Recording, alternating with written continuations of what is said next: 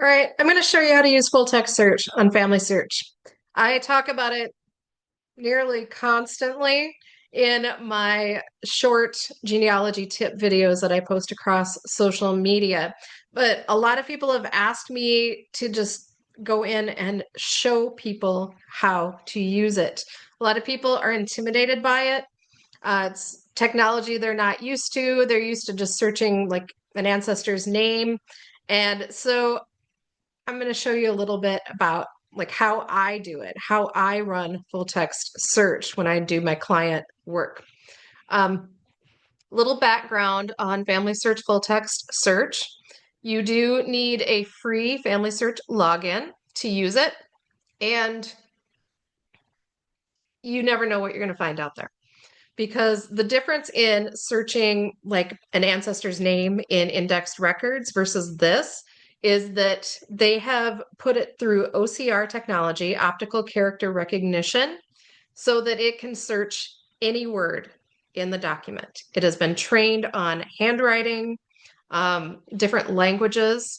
So right now you're not going to find every single language that exists out there because they're still working to teach it like how to read German script, like current schrift, how to differentiate Latin from Italian.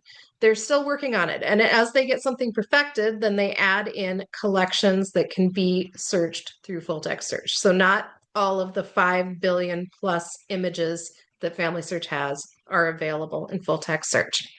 But let's go take a look here. All right. So I'm on familysearch.org and I just go to search and full text. And I'll show you how to use it. But I also recommend getting familiar with search for a specific collection. If there's a certain location you're looking for or some type of record, you can browse all collections. So let's look at that first.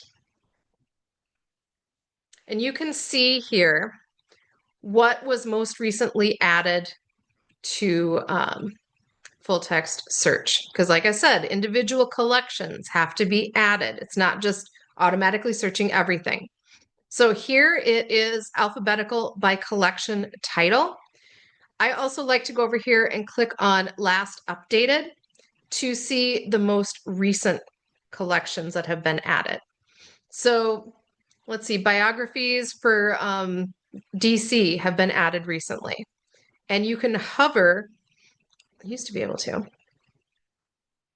nothing else is popping up. It used to allow you to hover, I believe, where it would give you more information on the collections. But now you can look through here and see what has been added. Daily, they're adding things in here. So there is so much to be found. Just keep checking back. You can also like type in Civil War or something like that. That doesn't show anything, but like Revolutionary War, and that's pulling up some records that haven't been updated since 31 July 2024. And this will give you an idea of what exists out there if you don't want to just randomly search. Look at the tips for successful full text searching here on this page. It's going to show you how to put a name or any words that you want to appear together consecutively, put them in quotes, because then it'll only return results of that exact order of words. Rather than if you just type in Henry Jones, it's going to give you, it might say Henry Smith, who lived in Jones County or something like that. It'll just show nearby words, not necessarily in that exact order. So that's how you do an exact phrase. And then we've got other key search techniques down here as well. It's also information on how to use it down here. I also wrote a full research guide on how to use it as well in my FamilySearch Unlocked series. But let's start here by searching. So something I often do is just search by name first. Let's say we're going to do Joseph Smith because I know that will have a lot of results. So I just put that in the name and I put it exact like that. And then I just hit search. I don't narrow it down yet. That's what works best for me. So we've got a lot of people here. And then I go to place from there typically. So look at all these places that have been added now, lots more than there used to be. Let's say I am looking for somebody in Colorado and I'm going to pull up, let's see, let's try Arapahoe County. And then I can select that if I want to do by county. You can't go smaller jurisdiction than that in the US. And then I apply that. And then it's giving me the different hints here. I prefer to have this view on. You can also have the fact view turned off if you'd rather, but I prefer to have this information because it's showing me the other people and it's kind of summarizing it for me. So let's say I want to open this up, then I can do open up this deed records from 1893. And then over here on the right, it has the transcription. And I can put in information that is wrong in here. Like I can change it. I can click that pencil and then I can correct things based on the original record if I find mistakes, and then it'll come up correct for other people in the future. You can also have AI summarize the document. If you're not sure exactly what it means, this can give you an idea, especially with legal documents, but always double check things for accuracy as well. If I want to save this to a tree elsewhere, I click on information and then I click down here the citation. I copy that, which will include the web address to get to this again.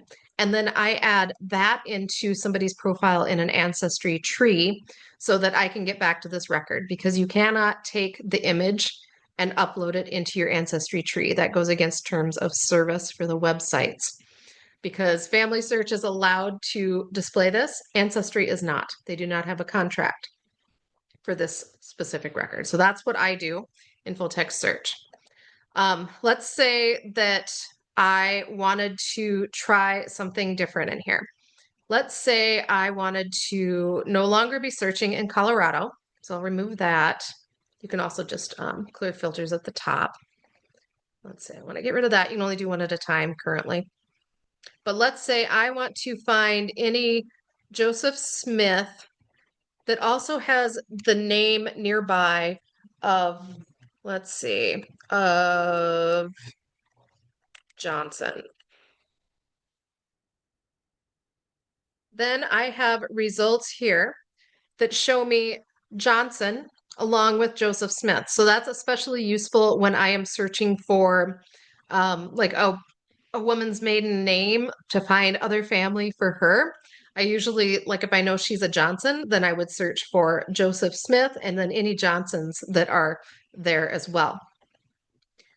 I use the year filter far less than I do everything else. You can use it as an idea to kind of see if something's going to pop up, but like as an example here, I put in the 1400s and the 1500s. And guess what? These are not, well, this one's older, but like this one isn't up here. This Connecticut military record, it says it's from 1596.